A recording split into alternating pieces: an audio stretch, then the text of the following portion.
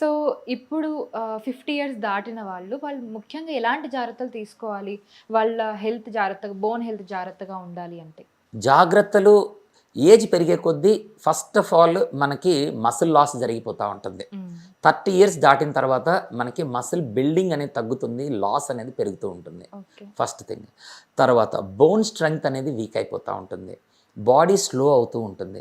దీన్ని మనం మెయింటైన్ చేయాలి అని అంటే దీనికి మళ్ళీ కూడా చాలా డిసిప్లిన్ అవసరము. ఎలాగా? మనం తినే డయట్ జంక్ని తగ్గించుకుంటూ అప్రాప్రియేట్ డయట్ తీసుకుంటూ ఆ డయట్కి సరిపోను నిద్రపోతూ వీటితో పాటు స్ట్రెస్ తగ్గించుకొని, యాక్చువల్గా stress is very bad for your body. స్ట్రెస్ని వీలైనంత తగ్గించుకొని ఇక అక్కడి నుంచి కొంత యాక్టివిటీ అనేది పెట్టుకోవాలి. యాక్టివిటీ కూడా అన్ని రకాల యాక్టివిటీస్ చేయాల్సి వస్తుంది. అంటే కేవలం యాక్టివిటీ చేయండి, ఎక్సర్సైజ్ చేయండి అనగానే మేము రోజు ఇలాగ నడుస్తున్నాము అని చెప్తారు. నడక ఒక్కటే ఎక్సర్సైజ్ కాదు. ఒట్టి నడకతోటి కాళ్ళు కీళ్ళు అరిగిపోతాయి. ఒట్టి నడక పెట్టుకోవద్దు. సో దాంతోపాటు కొంత ఫ్లెక్సిబిలిటీ, బాడీ కదలాలి. మెడ దగ్గర నుంచి బాడీ ప్రతి జాయింట్ కూడా కదలాలి మనకి. కదిలేలాగా ముందు స్ట్రెచ్చింగ్ చేసుకోవాలి. మీరు యోగా చేయండి, మామూలు జనరల్ వార్మప్ చేసుకోండి, స్ట్రెచ్చింగ్ చేయాలి. తర్వాత కొంత స్ట్రెంగ్తనింగ్ చేసుకోవాలి. బాడీ స్ట్రెంగ్త్ పెరగాలి అని అంటే కొంత వెయిట్ ట్రైనింగ్ కానీ, యోగాలో బాడీ వెయిట్ ట్రైనింగ్ చేస్తాం. మన సొంత బరువు మీద ఎక్సర్సైజ్ చేస్తాం. అదైనా పర్వాలేదు. ఏదో ఒకటి వెయిట్ ట్రైనింగ్ అనేది బాడీకి అవసరము. దీని తర్వాత ఇప్పుడు మీరు చెప్పినట్లు వాకింగ్, స్విమ్మింగ్, సైక్లింగ్ ఇవన్నీ కూడా ఎండ్యూరెన్స్, ఎక్కువసేపు పని చేయడానికి. ఇవన్నీ కూడా మనము మెయింటైన్ చేసుకుంటూ ఉండాలి. ఎంత వయసు పెరిగినా కానీ ఇది చేసిన వాళ్ళకి ఎక్కువ కాలం ప్రాబ్లమ్స్ లేకుండా మెయింటైన్ అవుతాయి. ఓకే. సార్, ఆర్థో రిలేటెడ్ ఏదైతే ప్రాబ్లమ్స్ ఉన్నాయో వాటికి స్ట్రెస్ ఏమైనా యాడ్ అంటే స్ట్రెస్ ప్రాబ్లమ్ ఉండడం వల్ల ఆ ప్రాబ్లమ్స్ ఎక్కువయ్యే ఛాన్స్ ఏమైనా ఉందా? స్ట్రెస్‌కి దానికి రిలేట్ ఉందా? ఉంది. డెఫినెట్‌గా ఇప్పుడు అంటే ఇది బోన్స్ అంటే జనరల్‌గా ఈ క్వెషన్ అందరికీ వస్తుంది. స్ట్రెస్‌కి, బోన్స్‌కి ఏంటి సంబంధం అసలు? స్ట్రెస్ ఎక్కువైతే బోన్స్ కూడా వీక్ అవుతాయా? స్ట్రెస్ ఎక్కువైతే బోన్స్ వీక్ అవుతాయి. బోన్సే కాదు, the whole body will get weekend. Okay. Okay.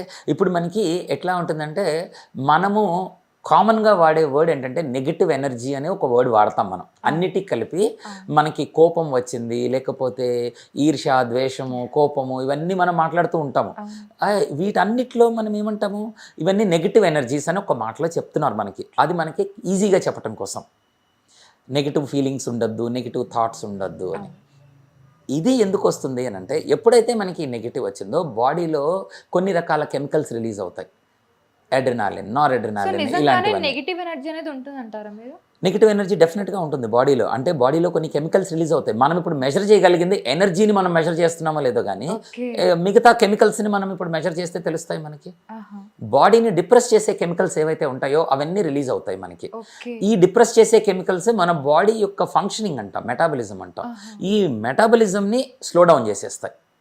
Wrong body సబ్స్ట్రేట్స్ని body release చేస్తుంది. ఎప్పుడైతే అవి రిలీజ్ అవుతూ ఉంటుందో అంటే మనకి బాడీ గ్రోత్ ఉండదు. బాధలో ఉండే పిల్లవాడు మంచి బలంగా పెరగడు. సేమ్ థింగ్ ఎవరికైనా కానీ ఆ డిప్రెషన్ అది వచ్చినప్పుడు అంతా స్ట్రింక్ అయిపోతూ ఉంటాం మనుషులు మనం. సో అందుకనే బాధ పెరిగినప్పుడు గుండె నొప్పులు చూస్తూ ఉంటాం మనం. ఓకే. అది ఒక అలవాటు కింద మన సినిమాల్లో చూపిస్తున్నారు కానీ but there is a reason to it.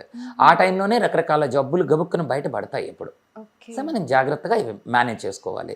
So వీలైనంత వరకు అందుకే వీళ్ళు లాఫ్టర్ థెరపీ అని నవ్వేస్తూ ఉంటారు. జస్ట్ ఏమీ లేకుండా ఒట్టిగా నవ్విన దానివల్ల మనకి లోపల మారదు. లోపల నుంచి మార్పు తీసుకురాగలగాలి. అంటే ఏంటి, స్ట్రెస్ని తగ్గించుకోవటం కోసము లైఫ్ని అర్థం చేసుకొని వీలైనంత వరకు ప్రాబ్లమ్స్ ఎక్కడి నుంచి వస్తున్నాయి మనం సార్ట్అవుట్ చేయగలిగిన ప్రాబ్లమ్ని వీలైనంత వరకు సార్ట్అవుట్ చేసి, చేయలేని ప్రాబ్లమ్ని మనకి దీనికి సొల్యూషన్ లేదని వదిలిపెట్టి రిలాక్స్ అవ్వగలిగే మెచ్యూరిటీ అనేది వయసుతోటి వస్తే కనుక ఏజ్ వచ్చిన వాళ్ళకి హ్యాపీగా టైం పాస్ చేయగలుగుతారు, హెల్త్ మెయింటైన్ చేసుకోగలుగుతారు. సో స్ట్రెస్ రిలీఫ్ చేసుకోవడం కూడా చాలా ఇంపార్టెంట్ హెల్త్ కోసం. Okay. So heart attack problems ఉన్న వాళ్ళు అంటే కొంచెం సివియర్ నార్మల్గా హార్ట్ ఇష్యూస్ ఏమైనా ఉన్నప్పుడు దానికి ట్రీట్మెంట్ ఏ విధంగా ఉంటుంది మీ దగ్గర? అంటే నాన్ సర్జికల్ మెథడ్స్ చూసుకుంటే హార్ట్ అటాక్ వచ్చింది అని అంటే కనుక అర్జెంటుగా డాక్టర్ దగ్గరికి వెళ్ళాలి. ఫస్ట్ అంటే హార్ట్ అటాక్ వచ్చిందని కూడా చాలా మందికి తెలియట్లేదు. సో ఇప్పుడు హార్ట్ అటాక్ వచ్చిన వాళ్ళకి 2 రకాల ప్రాబ్లమ్స్ అండి. ఒకటి ఏంటి, గుండె నొప్పితో బాధపడతారు. రెండోది నొప్పి తెలియకుండా మిగతా వాళ్ళు స్లోగా కొలాప్స్ అయిపోతారు, చెమటలు పట్టేస్తూ ఉంటాయి, బీపీ పడిపోతూ ఉంటుంది, అట్లా జరుగుతూ ఉంటాయి. సో గుండె నొప్పి వచ్చింది అన్నప్పుడు ముందు హాస్పిటల్కి వెళ్ళి గుండెకి హార్ట్ అటాక్ ఏదైతే అనిపిస్తుందో, బ్లాక్ ఏదైతే అయిందో ఆ బ్లాక్ను తొలగించడానికి ట్రీట్మెంట్ చేసుకోవాలి. ఓకే. ఇది కాకుండా కొంతమందికి హార్ట్ అటాక్ మీకేం లేదు కానీ నొప్పి ఉంది అని అంటారు. అంటే ఏంటి, చెస్ట్ వాల్ పెయిన్స్ అంటాము. అవి వచ్చినప్పుడు వేరే ఇంకేదైనా ప్రాబ్లం, అంటే న్యూమోనియాలు ఏమైనా ఉన్నాయా, లేకపోతే ఆహారం పైకి వచ్చి నొప్పులు వస్తున్నాయా, అవి కూడా తీసేస్తాము. అవన్నీ తీసేసిన తర్వాత ఇక మిగిలిన వాళ్ళు ఎవరైతే ఉంటారో మస్కులోస్కెలెటల్ పెయిన్స్ అని అంటాము. ఇక్కడ ఉండే మసిల్ కానీ ఇక్కడ ఉండే బోన్స్ ఏవైతే మనకి అస్థిపంజరం అంతా ఉంటుంది కదా, ఈ చుట్టుపక్కల రిబ్స్ అన్నీ ఉంటాయి. ఆ రిబ్స్ నుంచి కోస్టోకాండ్రల్ జంక్షన్స్ అంటాము. ఇక్కడ ఇవన్నీ కూడా పెయిన్స్ వస్తాయి, రకరకాల పెయిన్స్. ఈ జాయింట్ పెయిన్స్, ఈ చుట్టుపక్కల ఉండే నొప్పులు, మెడ నొప్పులు కిందకు వస్తాయి కొంత.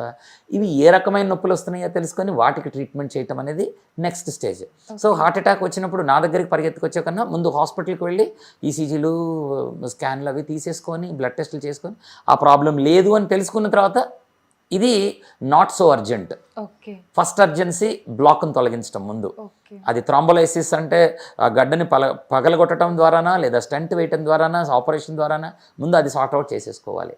న్యూమోనియా ఉంటే అది సార్ట్అవుట్ చేసుకోవాలి. అది అయిపోయిన తర్వాత మిగిలినవి. సో మీరు ఫాలో అయ్యే పాపులర్ మెథడ్స్ ఏంటి సార్ ట్రీట్మెంట్లో? పాపులర్ మెథడ్స్ ఆఫ్ ట్రీట్మెంట్ ఇప్పుడు మీరు అగైన్ దేనికి గురించి చెప్తున్నారు అనే దాన్ని బట్టి. ఫర్ ఎగ్జాంపుల్ ఇప్పుడు మీరు బ్యాక్ పెయిన్ గురించి చెప్పారు. బ్యాక్ పెయిన్ గురించి వచ్చేసి ఒక సర్జరీ తప్ప మిగిలిన అన్ని మెథడ్స్ని దాదాపుగా ఫాలో అయిపోతాము. పేషెంట్కి ఒక్కొక్క దాని నుంచి కొంత బెనిఫిట్ వస్తుంది. ఆ ప్రతి దాని నుంచి వచ్చిన కొంత తీసుకొని పేషెంట్కి సరిపడినంత పెయిన్ రిలీఫ్ ఇవ్వటం అనేది ఉద్దేశం, ఆపరేషన్ అనేది చేయకుండా. సో దానిలో ఏమేమి కావాలి, మందులు కావాలంటే మందులతో చేస్తాము. తర్వాత ఎక్సర్సైజ్లు కావాలంటే సర్జరీ కాకుండా మొత్తం అన్ని ఫాలో అవుతాం. అన్ని ఫాలో అవుతాం. రిజల్ట్స్ ఏ విధంగా ఉంటాయి సార్ సర్జరీకి, నాన్ సర్జికల్ కి? ఒక మాటలో చెప్పాలంటే బ్యాక్ పెయిన్ వచ్చిన వాళ్ళలో 98%కి సర్జరీతో పని లేదు. That's great. కేవలం ఒక 1 to 2%కి సర్జరీ అవసరం పడుతుంది. ఇందులో చాలామందికి ఇనీషియల్ స్టేజెస్లో ఒక 50% పైన మీకు simple medicine or some exercise తోటి టైం ఇస్తే సెట్ అవుతాయి. అది అవ్వని వాళ్ళు మధ్యలో ఒక 40% దాకా ఉంటారు. ప్రతి 10లో ఒక 4గురికి తగ్గదు. అలాంటి వాళ్ళు నా దగ్గరికి వస్తూ ఉంటారు, ఆ మధ్యలో ఉన్నవాళ్ళు. ఆ 40% ఎవరైతే ఉంటారో వాళ్ళల్లో కూడా కొన్ని స్పెషల్ మెడిసిన్స్ ఇస్తూ ఉంటాము. వాళ్ళ ప్రాబ్లం ఎక్కడుందో తెలుసుకొని ఇన్వెస్టిగేట్ చేసి సరిగ్గా ప్లేస్కి కొన్ని ఇంటర్వెన్షన్స్ అనేవి చేస్తూ ఉంటాము. ఇది ఆపరేషన్ థియేటర్లో నీడిల్ బేస్డ్ ఇంటర్వెన్షన్స్. దాని లోపల అక్కడికి వెళ్ళి ట్రీట్మెంట్ చేయటం వల్ల ఆ ఇన్ఫ్లమేషన్, ఆ పెయిన్ అనేది రిలీవ్ చేయడానికి హెల్ప్ అవుతుంది. మెజారిటీ పేషెంట్స్కి ఒక 70% పైన రిలీఫ్ వచ్చేస్తూ ఉంటుంది. కొద్దిమంది ఉంటారు అప్పుడు పని చేయనప్పుడు వాళ్ళకు ఒకవేళ సర్జరీ ఏమైనా అవసరమేమో అని వెతుకుతూ ఉంటాము. అది కూడా కుదరని వాళ్ళకి ఇంక అసలు ఏమీ జరగట్లేదు అని అంటే అప్పుడు సర్జరీ గురించి అటు పంపిస్తూ ఉంటాం. మిగిలిన ఇటువైపు వాళ్ళకి నచ్చ చెప్పి ఇక ఇంతకంటే మీకు తగ్గే అవకాశం లేదు, మిషన్ పాడైపోతుంటుంది, ఇంజిన్ పాడైపోతుంటే ఒక టైం వస్తుంది మనం ఏం చేసినా రిపేర్ అవ్వదు.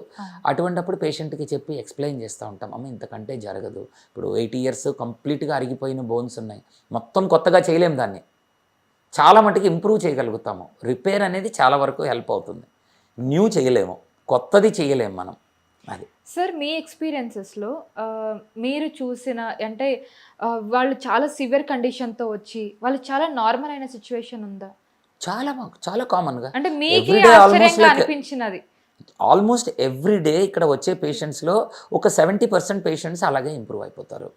ఒక్కసారి మీరు అలా క్లినిక్లో కూర్చుంటే పేషెంట్ ఆఫ్టర్ పేషెంట్ వచ్చే వాళ్ళందరూ కూడా అలాగే ఇంప్రూవ్ అవుతారు. ఇప్పుడు మీరు రాకముందు వచ్చిన పేషెంట్ ఏవిఎన్తో బాధపడుతూ ఉన్నాడు, 24 years పిల్లవాడు, ఇంకా కూడా ఇక్కడే ఉండొచ్చు, 24 years పిల్లవాడు ఇక్కడ. సో అతనికి ఇంకా పెళ్లి కూడా కాలేదు. కోవిడ్ తర్వాత లోపల ఏదైతే హిప్ జాయింట్ ఉంటుందో అరిగిపోయింది, కరిగిపోయింది, లోపల సర్జరీ ఒకటే చేయాలన్నారు. 24 yearsకి సర్జరీ నేను ఎక్కడ చేయించుకోనని చెప్పి అతను చేయించుకోలేదు. ఇంట్లో వాళ్ళకి నడవలేకపోతున్నాడు, తీసుకొచ్చారు. సో లోపలికి కొన్ని మెడిసిన్స్తో ద్వారా కానీ కొంత లోపలికి ఈ ప్లాస్మా థెరపీస్ కానీ స్టెమ్ సెల్స్ కానీ వీటన్నిటిని లోపలికి పంపించి ట్రీట్మెంట్ చేస్తే ఇప్పుడు అది బాగానే ఉంది. Is completely better. మెడిసిన్స్ తగ్గించుకుంటూ వస్తూ ఉన్నాం. ఇప్పుడు తను ఇవాళ వచ్చింది, ఇది మనం చేసి 6 నెలలు అయింది ఇప్పటికి. ఇవాళ తను వచ్చింది దేనికోసము, నడుము నొప్పి, కొత్తగా ఇంకొక కొత్త నొప్పి వచ్చింది, ఇంకా ఎక్కడికి వెళ్ళలేదు, ఇప్పుడు ముందు ఇక్కడ మీ దగ్గర చూపించుకోవాలి అనుకొని వచ్చేసాడు ఇంకా. అది సో అట్లాగా సర్జరీ లేకుండా చాలా ఇంప్రూవ్మెంట్ అయిపోయే వాళ్ళు ఉంటారు. అంటే ఎంత టైం పీరియడ్ పడుతుంది సార్ ఇట్లా నాన్ సర్జికల్ మెథడ్స్ త్రూ ఏమైనా ట్రీట్మెంట్ తీసుకుంటే వాళ్ళకి ఎంత టైం పడుతుంది రిజల్ట్ రావడానికి? ట్రీట్మెంట్ తర్వాత పేషెంట్ రిజల్ట్ అనేది కండిషన్ని బట్టి ఉంటుంది. మనం చేసే ట్రీట్మెంట్ బట్టి కూడా ఉంటుంది. సో యూజువల్గా కండిషన్స్ డిటర్మిన్ అవుతాయి. ఫర్ ఎగ్జాంపుల్ ఇప్పుడు ఫ్రోజన్ షోల్డర్ పేషెంట్స్ వస్తారు. ఫ్రోజన్ షోల్డర్ అంటే జాయింట్ బిగుసుకుపోయింది లోపల, ఈ చెయ్యిని కదలనివ్వట్లేదు. ఇది షుగర్ ఉన్న పేషెంట్లకి, థైరాయిడ్ ఉన్న పేషెంట్లకి, వయసు పైబడ్డ వాళ్ళకి చాలా కామన్గా వస్తుంది. అటు పడుకోనివని కూడా పడుకోనివ్వదు వాళ్ళని, అంత బాధపడుతూ ఉంటారు. ఆల్మోస్ట్ కదిలిస్తే ఏడిచేంత పరిస్థితిలో ఉంటారు. వాళ్ళకి లోపల ట్రీట్మెంట్ చేసినప్పుడు జాయింట్లో ట్రీట్మెంట్ చేసి జాయింట్ని కదిలించేసేసి అంతా అయిపోయిన తర్వాత అప్పటికప్పుడు వాళ్ళకి రిలీఫ్ వచ్చేస్తుంది, ఆన్ టేబుల్ రిలీఫ్ వచ్చేస్తాయి. అలాగే కొన్ని నరాలకి జబ్బులు ఉంటాయి, న్యూరోపాథిక్ పెయిన్స్ అంటాము. ఇలాంటి న్యూరోపాథిక్ పెయిన్స్కి అప్పటికప్పుడు మనం ట్రీట్మెంట్ చేస్తే అప్పటికప్పుడు రిలీఫ్ వచ్చేస్తుంది. ఇప్పుడు మన దగ్గర ఇప్పుడు ఒక నైజీరియన్ పేషెంట్ ఒక ఆవిడ ఉన్నారు. ఇప్పుడు ఆమెకి లోపల విపరీతమైన నొప్పి ఉంది, కారణం తెలీదు, నొప్పి మాత్రం ఉంటుంది. ప్రొసీజర్ చేస్తే ఆన్ టేబుల్ రిలీఫ్ వచ్చేసింది. సో అట్లా కొంతమందికి ఇమ్మీడియట్ రిలీఫ్స్ ఉంటాయి. కొంతమందికి ఒక 3 to 10 days టైం పడుతుంది, స్లోగా రిలీఫ్ వస్తుంది. కొంత రీజనరేటివ్ థెరపీస్ ఉంటాయి. రీజనరేషన్ అంటే తగ్గటం ఒక రోజులో తగ్గదు. It will take like 3 months. ఎముక విరిగింది, ఆపరేషన్ అయింది, హీలింగ్ అవడానికి ఎంత టైం పడుతుంది? 3 నెలలు పడుతుంది. ఇది కూడా దగ్గరగా అలాగే టైం తీసుకుంటుంది. వాళ్ళకి చెప్తాము, మీకు ఒక్కోసారి 3 months 4 months టైం పడుతుంది, వెయిట్ చేయాలని చెప్తాం. స్టెమ్ సెల్స్ ఇచ్చి లోపలంతా మార్పు వచ్చి పెరగాలి అని అంటే 6 నెలల దాకా కూడా పట్టచ్చు. సో కండిషన్ని బట్టి వాళ్ళకి ఎంత డ్యూరేషన్ పడుతుంది అనేది ఉంటుంది. బేసిక్గా surgical and non surgical compare చేస్తే ఏది ఎక్కువ కాస్ట్? అంటే రీసెంట్ టైమ్స్లో చూసుకుంటే నాన్ సర్జికల్ మెథడ్స్ కొంచెం కాస్ట్లీ కంపేర్ టు సర్జికల్ అని చెప్పి వినడం జరుగుతుంది. ఇది ఎంతవరకు నిజం? ఫస్ట్ థింగ్ అనేది ఇందులో దేనిలో అయినా సరే చాలా సింపుల్ ప్రొసీజర్ కానీ చాలా సింపుల్ సర్జరీ కానీ ఉంటాయి. అవి పెద్ద ఎక్స్పెన్సివ్, చాలా ఎక్స్పెన్సివ్ ప్రొసీజర్స్ ఉంటాయి సర్జరీలో కానీ దీనిలో కానీ. సో రెండూ ఉంటాయి రెండిట్లో కూడా. మనము ఎవరికి ఏం చేస్తున్నాము అనే దాన్ని బట్టి కాస్ట్ డిటర్మిన్ అవుతుంది. ఇందులో ఇంపార్టెంట్ తెలుసుకోవాల్సింది ఏంటంటే, మనం ఎప్పుడైతే కొత్త టెక్నాలజీని మనం తీసుకొస్తున్నామో, కొత్త టెక్నాలజీ కోసం మనం వెళ్తున్నామో, ఆబ్వియస్గా వీటన్నిటి మీద పేటెంట్స్ ఉంటాయి. ఆ ఎక్విప్మెంట్ వేరే కంట్రీల నుంచి తేవాల్సి వస్తాయి, వాటి మీద ఇంపోర్ట్ డ్యూటీస్ గవర్నమెంట్ వేసే ఉంటాయి, రకరకాలు ఉంటాయి వీటన్నిటి మీద. వాటి బట్టి మనకి కాస్ట్ పడిపోతుంది. ఇప్పుడు నాన్ సర్జికల్ ట్రీట్మెంట్లో ఒక అబ్లేషన్ చేస్తూ ఉంటాము. అబ్లేషన్ ఒక మెషిన్ ఒకటే 70 lakhs అయిపోతుంది. సో అట్లాగా టెక్నాలజీ పరంగా అదే మామూలు ఆర్ఎఫ్ అబ్లేషన్ చేస్తూ ఉంటాము, మెషిన్ మనకి 10 లక్షల్లో వచ్చేస్తుంది. సో 2 అబ్లేషన్లే అంటాం, 2 రేడియో ఫ్రీక్వెన్సీ అబ్లేషన్ అనేది పేషెంట్కి చెప్పొచ్చు. సో మనకి పిండి కొద్దీ రొట్టె ఉంటుంది ఎప్పుడు కూడాను. సో మనం అడ్వాన్స్డ్. అలాగే సర్జరీలో ఉన్నాయి ఒక ఇంప్లాంట్ 7 లక్షలు 10 లక్షలు అయ్యే ఇంప్లాంట్స్ ఉంటాయి సర్జరీలు చేసేటప్పుడు. అలాగే ఇటు కూడా ఉంటాయి కొన్ని రకాల ట్రీట్మెంట్స్ ఏవైతే అసలు దేనికి తగ్గని క్యాన్సర్ పెయిన్స్ పేషెంట్ బాధపడేటప్పుడు మేము ఇంప్లాంట్ పెడతా ఉంటాము. ఒక పంప్లో మెడిసిన్ నింపేసేసి మెడిసిన్ పేషెంట్లో పెట్టేస్తాము, అది లోపల పంప్ని బయట నుంచి రిమోట్లో నుంచి ఆపరేట్ చేస్తాము. మెడిసిన్ లోపలికి 24 hours వెళ్ళేది. ఇప్పుడు మరి అటువంటి ఇంప్లాంట్ని పేషెంట్ పెట్టాలి అని అంటే ఇండియాలో తయారీ కూడా ఉండదు. We have to bring it from US, బయట నుంచి తేవాలి, అమెరికా నుంచి తెప్పించి ఆ ఇంప్లాంట్. ఎప్పుడైతే ఇంప్లాంట్ అనగానే దాని కాస్ట్ పెరిగిపోతుంది. సో ఆ ఒక్క ఇంప్లాంట్ ఖరీదు 5 లక్షల పైన ఉంటుంది. సో మరి ఇప్పుడు దాని కాస్ట్ ఎక్కువ ఉంటుంది. సో ఇప్పుడు మనం ఎటువంటి ట్రీట్మెంట్ చేస్తాము, చాలా సింపుల్ స్టిరాయిడ్ ఇంజెక్షన్ నుంచి చాలా ఎక్స్పెన్సివ్ ఇంప్లాంట్స్ వరకు ఎంతో రేంజ్ ఉంటుంది. సో ఏదో ఒకటి ఎక్కువ ఒకటి తక్కువ అనేది ఉండదు. బట్ జనరల్గా చెప్పాలంటే non surgical treatments are less expensive. Surgical కంటే కూడా ఇది అపోహ మాత్రమే. Non surgical treatments are less expensive and longevity wise కూడా కొంత తక్కువ ఉండొచ్చు కొన్నిసార్లు. బట్ సర్జరీ జనరల్గా అందరికీ అవసరం పడదు. సార్, బాడీ పెయిన్స్ ఉన్నప్పుడు బాగా కొంతమంది అంటూ ఉంటారు, మందు తాగి పడుకుంటే బాడీ పెయిన్స్ అన్నీ తగ్గుతాయని చెప్పి చాలామంది అలా చేస్తూ ఉంటారు. ముఖ్యంగా పల్లెటూరులో వాళ్ళు, అబ్బా బాడీ పెయిన్స్ ఉన్నాయి కొంచెం మందేసి పడుకుంటే పెయిన్స్ అంతా పోతుంది అని చెప్పి అనుకుంటూ ఉంటారు. నిజంగా ఎంతవరకు నిజం ఇది? బాడీ పెయిన్స్ నిజంగా తగ్గుతాయా ఆల్కహాల్ వల్ల? దీని మీద చాలా స్టడీస్ అనేవి జరగటం ఉంది. సో ఆల్కహాల్ తాగిన వాళ్ళకి మందు తగ్గుతుందా అనేది చాలా స్టడీస్ ఉన్నాయి. వాటి అన్నిటినీ కలిపి మళ్ళీ చేసిన స్టడీస్ ఉన్నాయి. వీటిల్లో బయటపడింది ఏంటంటే, బాగా నొప్పిగా ఉన్నప్పుడు మందు అనేది, ఆల్కహాల్ అనేది మాట్లాడుతున్నప్పుడు కొంతవరకు నొప్పి తగ్గటం అనేది వాస్తవమే. కొంత బాడీలో ఇన్ఫ్లమేషన్ అనేది అర్లీ స్టేజ్లో తగ్గుతూ ఉంటుంది. అయితే ఇమ్మీడియట్గా దీనికి ఏమవుతుందంటే, దీనికి వాళ్ళు కారణం అనేది కనుక్కోకుండా మందు అనేది సొల్యూషన్ చేసుకున్నప్పుడు ఇది పెరిగిపోతుంది. ఇది పెరిగిన దానివల్ల ఏమవుతుంది, ఎప్పుడైతే ఆల్కహాల్ లెవెల్స్ బాడీలో పెరుగుతూ ఉంటాయో బాడీలో ఒక రకమైన చేంజ్ వచ్చేస్తుంది, టిష్యూస్ డ్యామేజ్ అయిపోతూ ఉంటాయి. సో ఇన్ఫ్యాక్ట్ మేము ఆల్కహాల్ తోటి నరాలని చంపేయటం అనేది, నరాలని పని చేయనీయకుండా నొప్పి తగ్గించడం ఆల్కహాల్తో చేస్తూ ఉంటాము. సో బాడీకి చాలా సీరియస్ డ్యామేజ్ చేయగలదు ఆల్కహాల్ అనేది. ఈ కంట్రోల్ అనేది తప్పుతుంది. ఎప్పుడైతే కంట్రోల్ తప్పుతుందో జబ్బు వరుస అయిపోతూ ఉంటుంది. అయితే ఇప్పుడు కామన్గా చూసేది ఏంటంటే డిస్క్ డ్యామేజ్ అవ్వటానికి, జాయింట్లు పాడవటానికి వీటన్నిటికీ కూడా కొంత ఎక్సెసివ్ ఆల్కహాల్, మనము మందు ఎక్కువైతే జాయింట్లు, బాడీ డ్యామేజ్ అయిపోతూ ఉంటుంది, బాడీ టైట్ అయిపోతుంది. ఒక రకమైన రాత్రి మందు తాగి పొద్దున్న లేచిన వాళ్ళని చూస్తాము గ్రాగీగా, ఒక రకంగా చెమట పట్టేసేసి, ఫేషియల్ రెడ్నెస్ వచ్చేసేసి స్టిఫ్ అయిపోయి కనిపిస్తూ ఉంటారు వీళ్ళంతా కూడా. హ్యాంగ్ ఓవర్స్ చూస్తూ ఉంటాము, బట్ వాటితో పాటు ఇవన్నీ కూడా చూస్తూ ఉంటాము, రకరకాల సిమ్టమ్స్ అన్నీ కూడా. బాడీ ఫ్లెక్సిబిలిటీ అనేది పోతుంది. ఇవన్నిటినీ కూడా మనం కంట్రోల్లో పెట్టుకోవాలంటే కారణం తెలుసుకొని కారణానికి ట్రీట్మెంట్ తీసుకోవాలి, కానీ అర్థం లేకుండా ఆల్కహాల్ మీద మనము డిపెండ్ అవ్వద్దు. మందు మీద డిపెండ్ అయితే ఆరోగ్యం పూర్తిగా సర్వనాశనం అవుతుంది. మనం నొప్పి ఒక్క దాని గురించి చూస్తున్నాము, వేరే రకాల ప్రాబ్లమ్స్ చాలా వచ్చి చేరుతాయి మన మీదకి. ఓకే, సో ఆల్కహాల్ తీసుకోవడం వల్ల ఎలాంటి బాడీ పెయిన్స్ తగ్గడం అంటే తగ్గచ్చు మేబీ అప్పటికప్పుడు, బట్ కరెక్ట్, లాంగ్ టర్మ్ లో చాలా డ్యామేజ్ జరుగుతుంది. ఇప్పుడు దాని మీద ఎప్పుడైతే మీకు నొప్పి తగ్గటం అనేది మీరు అలవాటు చేసుకున్నారో, వెంటనే ప్రతిరోజు నాకు నొప్పి తగ్గటం కోసం ఆల్కహాల్ తాగి పడుకుంటాను, మందు తాగి పడుకుంటున్నాను అనేది ఎప్పుడైతే అలవాటు అయిందో, ఫస్ట్ ఆఫ్ ఆల్ వెయిట్ పెరిగిపోతాము. ఆల్కహాల్లో చాలా క్యాలరీస్ వచ్చేస్తాయి మీకు. దాంతోపాటు తినే ఫుడ్ ఏదైతే ఉంటుందో, ఈ నాన్ వెజ్ ఫుడ్ ఏదైతే వెళ్తుందో వాటి నుంచి చాలా క్యాలరీలు వస్తాయి.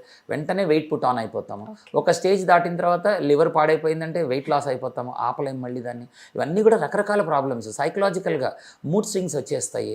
అది లేనిది మనం ఇంకా రోజు గడపలేని స్టేజ్కి వెళ్తాము. అదేమంటే నొప్పి ఉంది కాబట్టి నేను తాగుతున్నాను అనేది ఒక రకమైన సాకు ఒకటి వచ్చేస్తుంది మనకి. సో మన లైఫ్ అంతా ఆ యాంగ్జైటీ, మూడ్ స్వింగ్స్ తోటి లైఫ్ని పాడు చేసుకోవడం జరుగుతుంది. చాలా జాగ్రత్తగా ఉండాలి. హిట్ టీవీ యాప్ ని డౌన్లోడ్ చేసుకోండి. ఇందులో short news, live news, entertainment movies అన్ని అవైలబుల్ గా ఉన్నాయి. Please download Hit TV app. Hit TV app. Hit TV యాప్ని ఫ్రీగా డౌన్లోడ్ చేసుకోండి.